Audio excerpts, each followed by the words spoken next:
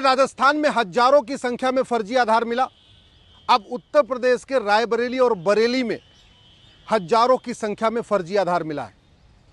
यह फर्जी डॉक्यूमेंट बनाने वाला खेल पूरे देश में हो रहा है, चाहे वो बीजेपी का शासन हो, चाहे वो टीएमसी का शासन हो, चाहे वो इंडी गठबंधन का शासन हो, चाहे एनडीए गठबंधन का शासन हो।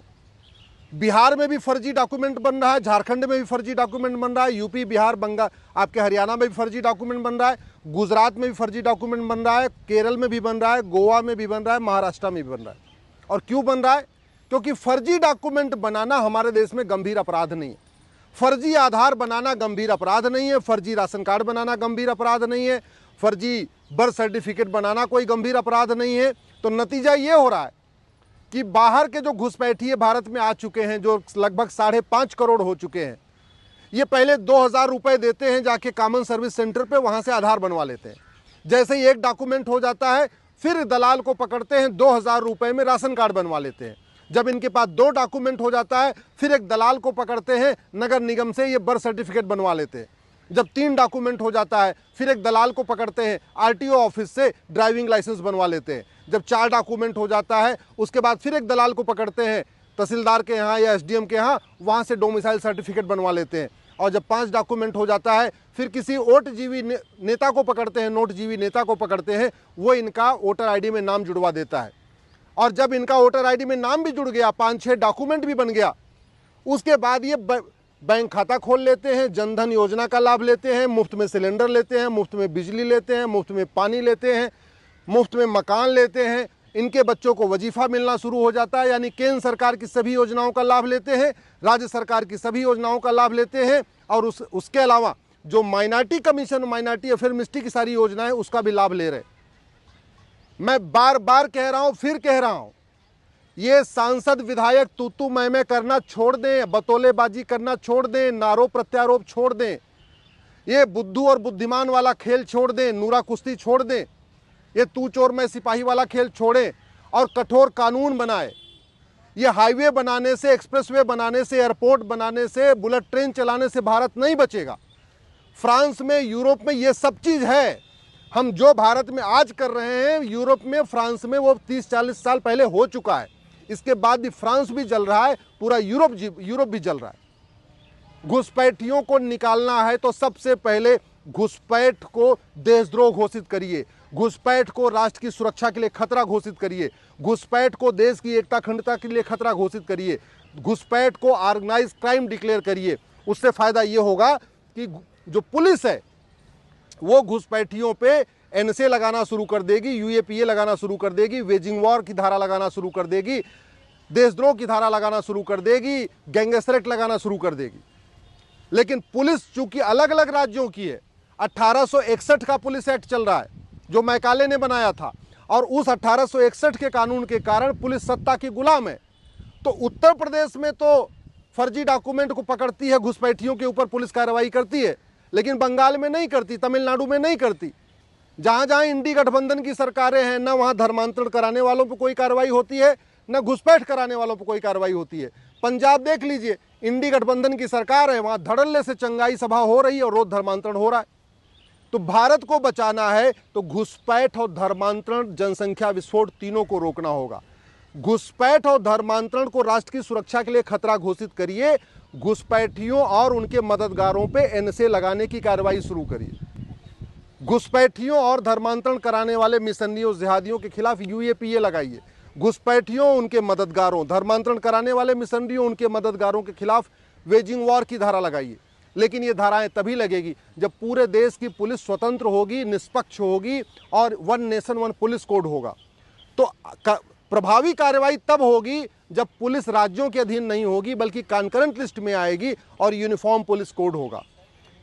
घुसपैठिए तब भारत छोड़ के भागेंगे जब उनको साल भर के अंदर सजा मिलना शुरू हो जाएगी, और वो तभी होगा जब 1 नेशन 1 जुडिशियल कोड होगा, यूनिफॉर्म जुडिशियल कोड होगा। यानी पुलिस चार्टर होना चाहिए कि पुलिस को हर हालत में 3 महीने के अंदर जांच पूरी करके चार्जशीट फाइल करना है, और एक जुडिशियल चार्टर होना चाहिए कि जज को हर हालत में साल भर के अंदर मुकदमे का फैसला देना है।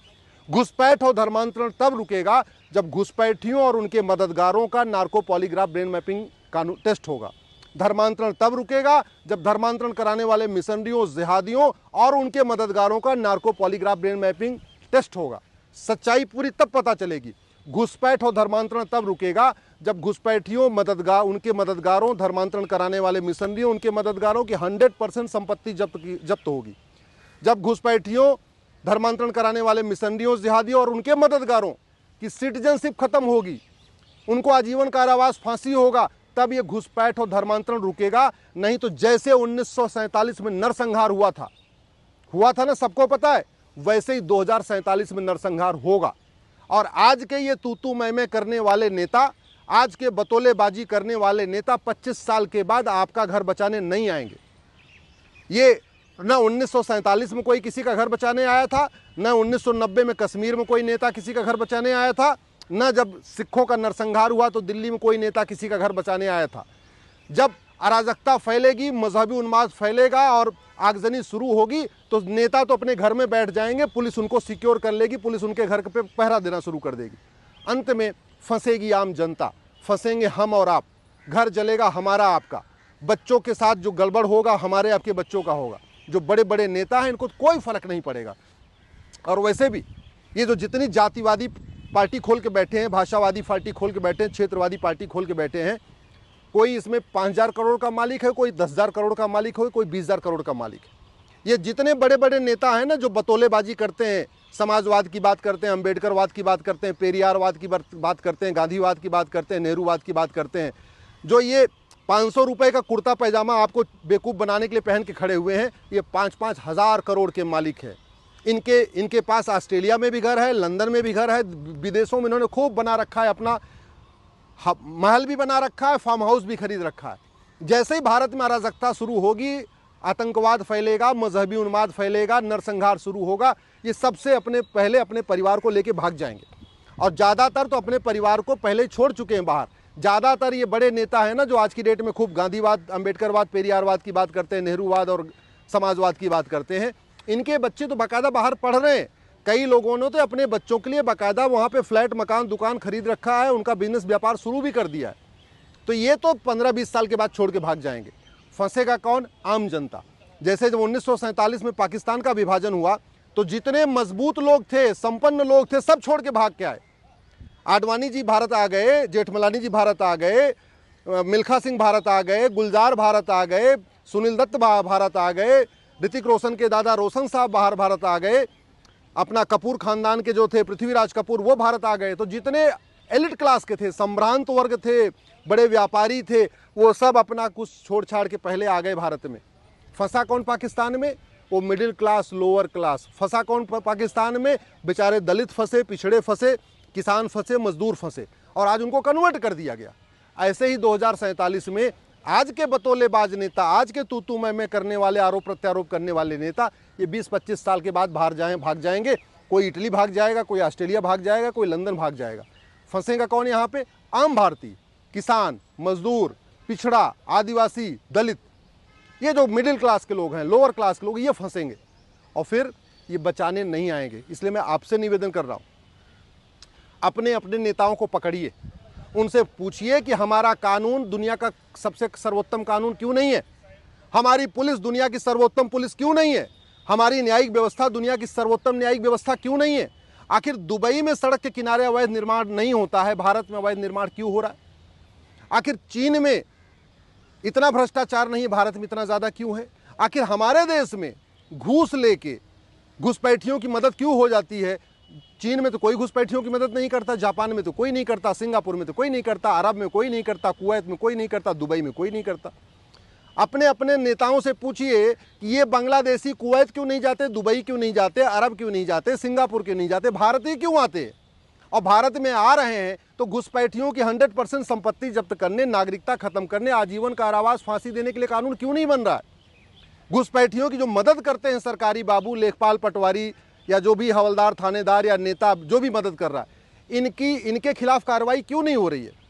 देश को बचाना है तो कठोर कानून की मांग करिए। बतौलेबाजी से देश नहीं बचेगा। आने वाला परिणाम, आने वाला समय बहुत ही खतरनाक है, बहुत ही दुखदायी है।